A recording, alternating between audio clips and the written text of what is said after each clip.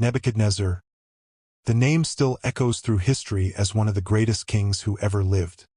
He was the ruler of Babylon, a man whose empire stretched as far as the eye could see, whose word was law, and whose wealth and power no man of his time could rival. He built cities, commanded armies, and reshaped nations. But here's the twist. For all his glory, there came a time when this mighty king was crawling in the fields, eating grass like an ox. Yes, the man who sat on a golden throne once lived like an animal. But what really happened before this shocking downfall? Was it pride? Was it judgment? Or was it something deeper that no one talks about? Before we dive into this incredible story, don't forget to subscribe to my channel, Ruach, where we uncover mysteries hidden in the Bible that few dare to explain. Hit that button so you don't miss the journey into the untold truths of Scripture. Now, let's step back and see who this man really was. Nebuchadnezzar II, son of Nabopolassar, rose to power as king of Babylon in 605 BC. His reign lasted more than 4 decades, and he turned Babylon into the jewel of the ancient world. He conquered Jerusalem, carried away treasures from the temple, and brought the best of Israel's young men to serve in his palace, including a young man named Daniel. This is where his story truly begins. A king at the height of his greatness, unaware that a God greater than him was watching closely. Nebuchadnezzar had everything: power, wealth, and the loyalty of millions. Babylon was not just a city. It was the heart of the ancient world. Its walls were said to be so thick that chariots could ride on top of them.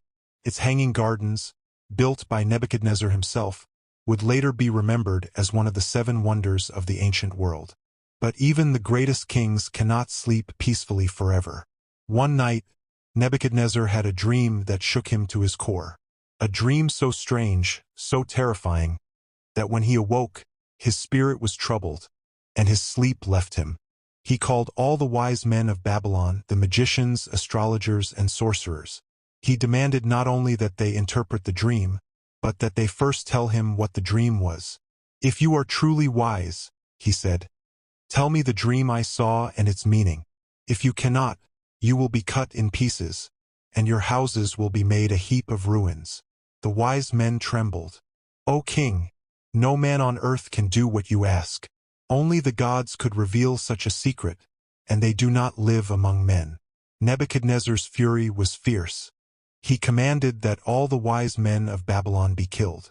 But among them were 4 young Hebrews taken from Jerusalem: Daniel, Hananiah, Mishael, and Azariah. They prayed to the God of heaven, and that night the mystery was revealed to Daniel in a vision. The next morning Daniel was brought before the king. He did not boast in his own wisdom but declared boldly, "There is a God in heaven who reveals secrets, and he has made known to King Nebuchadnezzar what will be in the latter days." Daniel described the dream. A massive statue stood before the king. Its head was made of gold, its chest and arms of silver, its belly and thighs of bronze, its legs of iron, and its feet a mixture of iron and clay. Then suddenly, a stone cut out without hands struck the image on its feet, shattering it to pieces. The wind carried the fragments away, and the stone grew into a great mountain that filled the whole earth. Nebuchadnezzar sat in silence, astonished. Daniel continued, "O king, you are the head of gold. God has given you power, strength, and glory. But after you will arise other kingdoms, each weaker than the last, until at last a divided kingdom will stand, strong and weak at the same time. Then the God of heaven will set up a kingdom that shall never be destroyed. It will crush all these kingdoms and stand forever."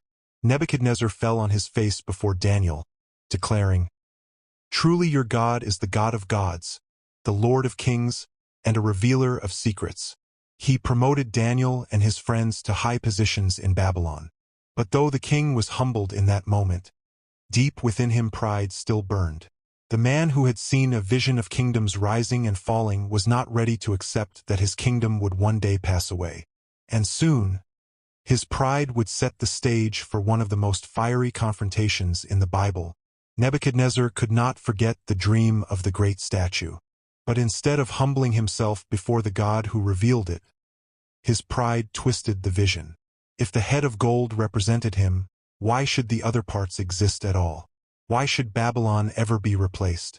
So he devised a plan. He would build his own image, not just the head of gold, but an entire statue made of pure gold, an idol to his glory and a declaration that his kingdom would last forever. In the plain of Dura, the massive statue rose, 90 feet tall and dazzling in the sun. Nebuchadnezzar summoned all the rulers, governors, and people of every nation under his power. Heralds proclaimed, "To you it is commanded, O peoples, nations, and languages. When you hear the sound of the horn, flute, harp, and all kinds of music, you must fall down and worship the golden image that King Nebuchadnezzar has set up. Whoever does not fall down and worship shall be cast immediately into the midst of a burning fiery furnace." The music played, and the crowd fell to the ground in worship. But 3 men stood tall: Shadrach, Meshach, and Abednego, the young Hebrews who served in the king's court, refused to bow.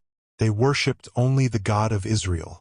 News reached the king, and Nebuchadnezzar's fury blazed hotter than the furnace itself.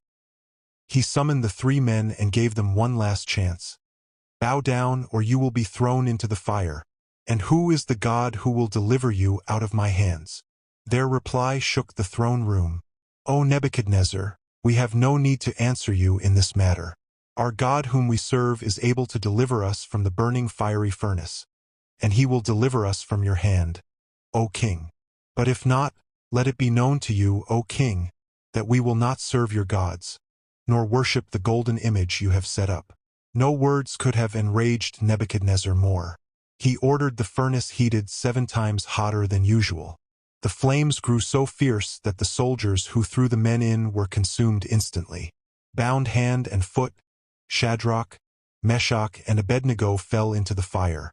But then something incredible happened. Nebuchadnezzar rose in astonishment. "Did we not cast 3 men bound into the fire?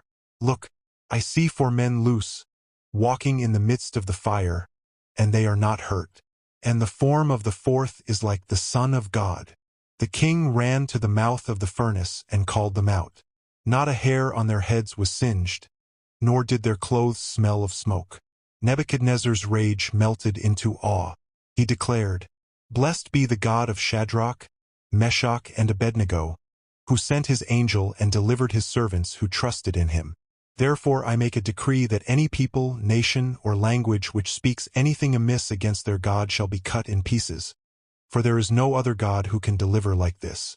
Once again, Nebuchadnezzar was humbled before the power of the living God.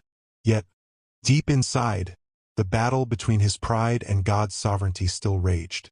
And soon, another dream would come, one that would bring the mighty king face to face with his greatest trial. The fiery furnace should have been enough to convince Nebuchadnezzar.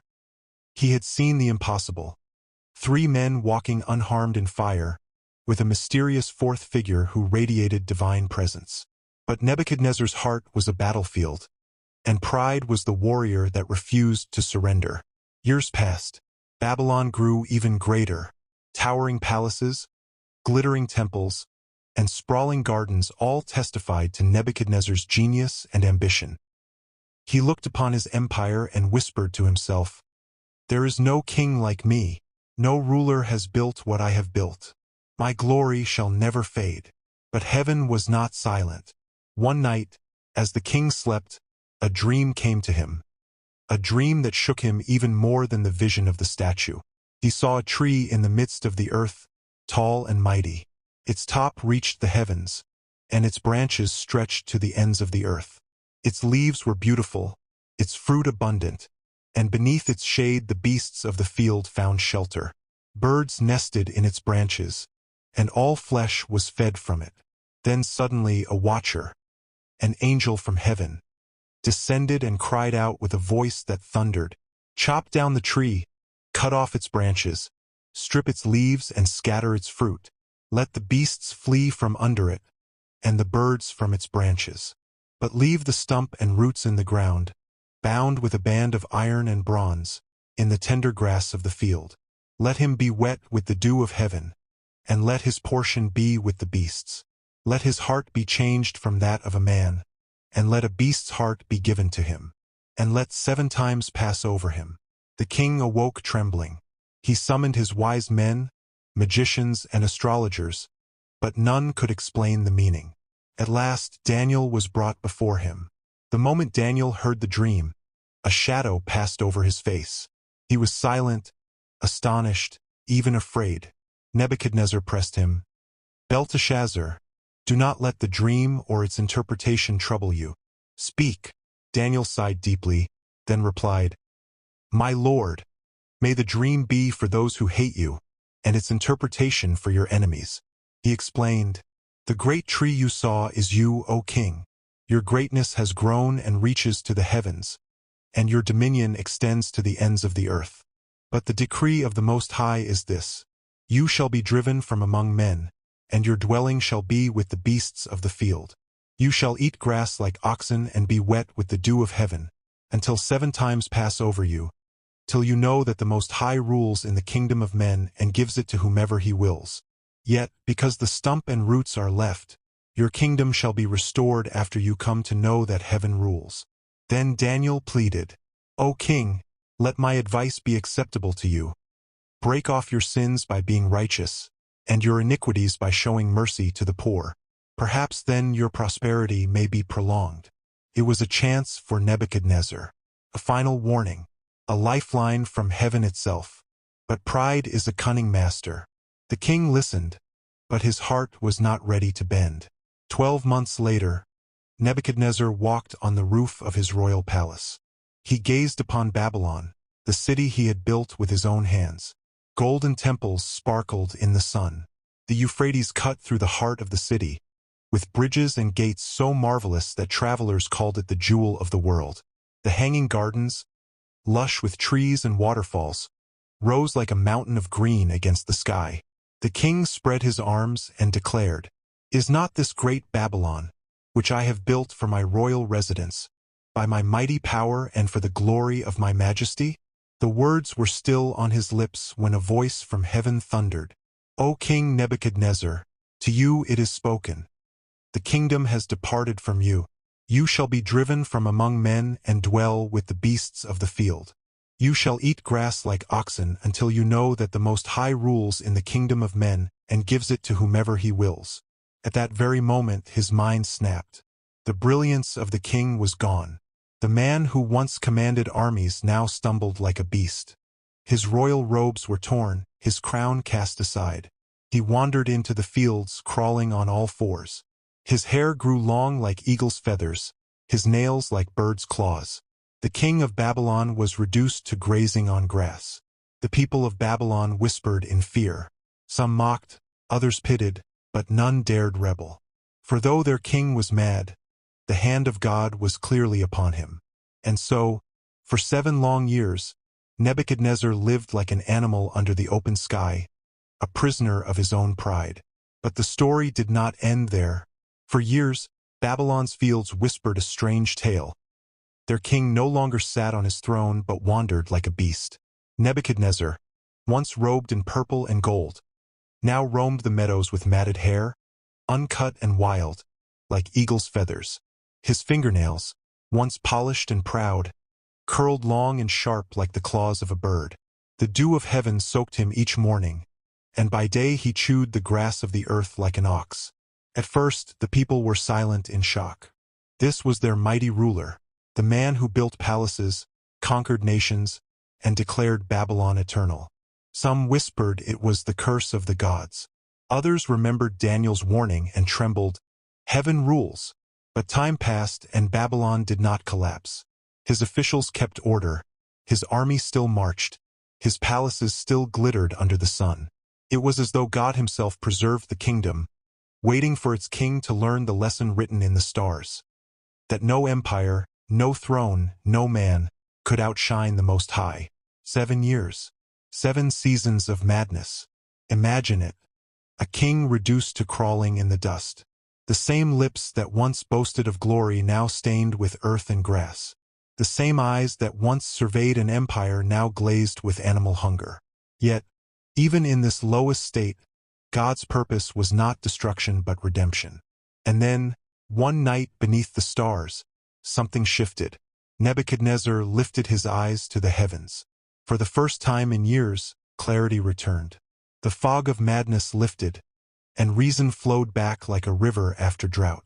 He remembered the dream, Daniel's words, the fiery furnace, the warnings he had ignored, and in that moment, the proud king bowed his heart. He spoke, not in arrogance but in worship. I, Nebuchadnezzar, lifted my eyes to heaven, and my understanding returned to me. Then I blessed the Most High and praised and honored him who lives forever. His dominion is an everlasting dominion, and his kingdom endures from generation to generation. All the inhabitants of the earth are nothing, and he does according to his will in the army of heaven. And among the inhabitants of the earth, no one can restrain his hand or say to him, "What have you done?" As his words rose to heaven, his honor returned to earth. Messengers found him, washed him, and clothed him again in royal garments. The crown was placed back on his head, the throne restored beneath his feet. But this time Nebuchadnezzar was not the same man. He had been broken, humbled, remade. The king who once said, "Is not this great Babylon which I have built?" now declared, "Those who walk in pride he is able to humble." It was a twist no one expected. The greatest king of the ancient world, brought down to the grass, then lifted up again not by his own hand, but by the mercy of God. Babylon still stood in all its glory. But Nebuchadnezzar finally knew the truth. Kingdoms rise and fall, kings live and die, but the God of heaven reigns forever. The day Nebuchadnezzar returned to his throne, Babylon rejoiced. Trumpets sounded through the streets, and messengers ran ahead announcing, "The king lives! The throne is restored." His face, once disfigured by madness, now shone with clarity.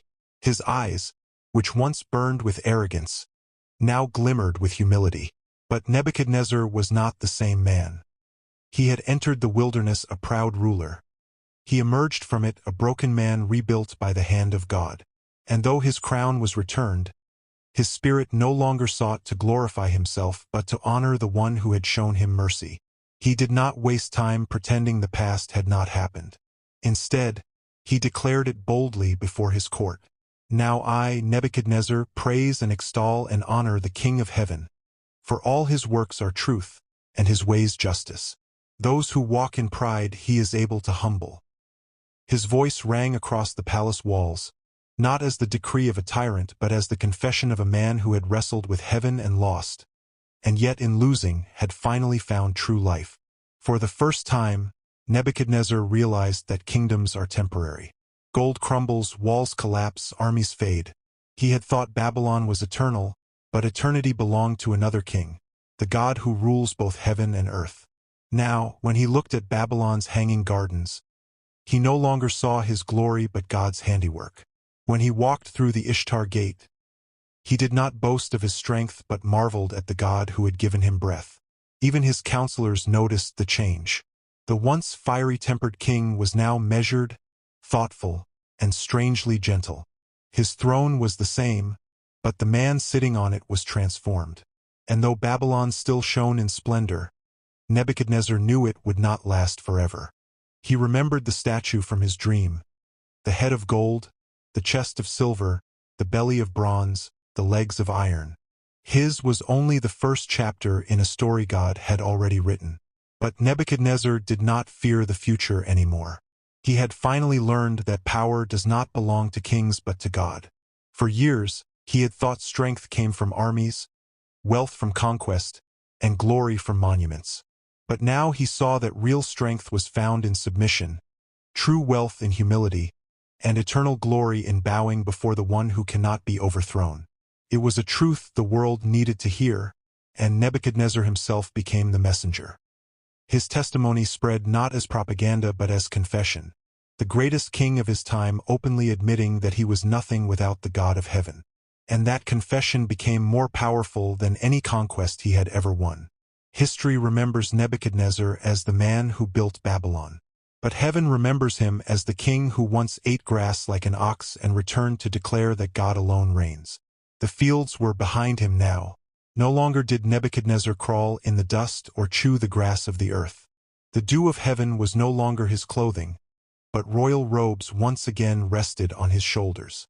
Yet, for all the honor that had been restored, Nebuchadnezzar carried himself differently. He knew his throne was not his own. It was on loan from the King of Heaven. When he re-entered his palace, his counselors bowed low, expecting the same proud ruler they once knew. Instead, they found a man whose words carried weight not of arrogance, but of awe. He did not speak first of conquest or palaces, but of the God who had broken and remade him. At a grand assembly, in the very hall where he once proclaimed his glory, Nebuchadnezzar rose. The court fell silent, expecting another decree. But his words stunned them. I, Nebuchadnezzar, lifted my eyes to heaven, and my understanding returned to me. My honor and splendor were restored, and my counselors and nobles sought me out again. I was re-established in my kingdom, and still more greatness was added to me. But now, I praise, exalt, and honor the King of Heaven. For all his works are true and his ways are just. And those who walk in pride he is able to humble. The courtiers whispered among themselves. This was no ordinary proclamation. This was a confession. Their king was testifying not of his own might, but of his surrender to a higher power. It was as though Babylon itself listened. The golden walls, the mighty gates, the hanging gardens, all bore witness to a ruler who had changed. The city that once gloried in its monuments now heard its king glorify a God unseen. Nebuchadnezzar's praise did not come from duty but from experience. He had been stripped of everything, power, honor, even sanity, and had tasted what it meant to be nothing. And in that nothingness, he discovered the one who is everything. His restoration was more than the return of a crown. It was the restoration of perspective. He no longer saw himself as the center of history but as part of God's larger plan. His throne was temporary, his reign fragile, but God's dominion was everlasting. And so, the man who once demanded worship for a golden image now lifted his hands in worship to the living God. The king who once decreed death for disobedience now declared life through humility. The same voice that once mocked, "Who is the God who can deliver you from my hand?" now thundered with reverence. There is no God like the God of heaven. This was restoration in its truest form, not simply the return of wealth and power, but the rebirth of a soul. And that was Nebuchadnezzar's final legacy. Not the bricks of Babylon, not the gardens, not the empire, but the testimony of a man who had risen to the highest throne, fallen to the lowest pit, and found that only God rules forever.